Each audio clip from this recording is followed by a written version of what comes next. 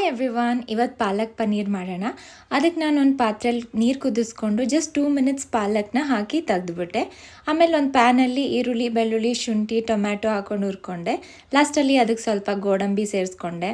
ಆಮೇಲೆ ಅದೇ ಪ್ಯಾನಲ್ಲಿ ಪನ್ನೀರ್ ಕ್ಯೂಬ್ಸ್ನ ರೋಸ್ಟ್ ಮಾಡ್ಕೋಬೇಕು. ಆಮೇಲೆ ಆ ಮಸಾಲೆನ ಪೇಸ್ಟ್ ಮಾಡಿಕೊಂಡು ಅದಕ್ಕೆ ಪಾಲಕ್ ಸೇರಿಸ್ಕೊಂಡು ಪೇಸ್ಟ್ ಮಾಡಿಕೊಂಡೆ.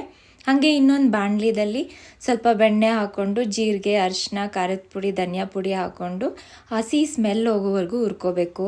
ಹಾಗೆ ಆ ಪೇಸ್ಟ್ನ ಅದಕ್ಕೆ ಸೇರಿಸ್ಬಿಟ್ಟು ನಮ್ಗೆ ಎಷ್ಟು ಬೇಕು ಅಷ್ಟು ನೀರು ಹಾಕ್ಕೊಂಡು ಒಂದು ಕುದಿ ಬಂದಮೇಲೆ ಅದಕ್ಕೆ ರೋಸ್ಟೆಡ್ ಪನ್ನೀರನ್ನ ಸೇರಿಸ್ಬಿಟ್ಟು ಮೇಲಿಂದ ನಮಗೆ ಎಷ್ಟು ಬೇಕಷ್ಟು ಉಪ್ಪು, ಸ್ವಲ್ಪ ಗರಂ ಮಸಾಲೆ, ಕಸೂರಿ ಮೇಥಿ, ಹಾಗೆ ಫ್ರೆಶ್ ಕ್ರೀಮ್ನ ಆ್ಯಡ್ ಮಾಡಿಕೊಂಡು ಸ್ವಲ್ಪ ಬೇಯಿಸಿದ್ರೆ ಹೋಟೆಲಲ್ಲಿ ಸಿಗೋಕ್ಕಿಂತ ಟೇಸ್ಟಿಯಾಗಿರೋ ಪಾಲಕ್ ಪನ್ನೀರ್ ರೆಡಿ ಆಗುತ್ತೆ. ಅದನ್ನ ಬಿಸಿ ಬಿಸಿ ಚಪಾತಿ ಜೊತೆ ಬಡಿಸ್ಕೊಂಡು ತಿಂತಾಯಿದ್ರೆ ಸೂಪರಾಗಿರುತ್ತೆ. ಟ್ರೈ ಮಾಡಿ ನೋಡಿ. ಹಾಗೆ ಈ ವಿಡಿಯೋ ಇಷ್ಟ ಆದರೆ ಲೈಕ್ ಮಾಡಿ.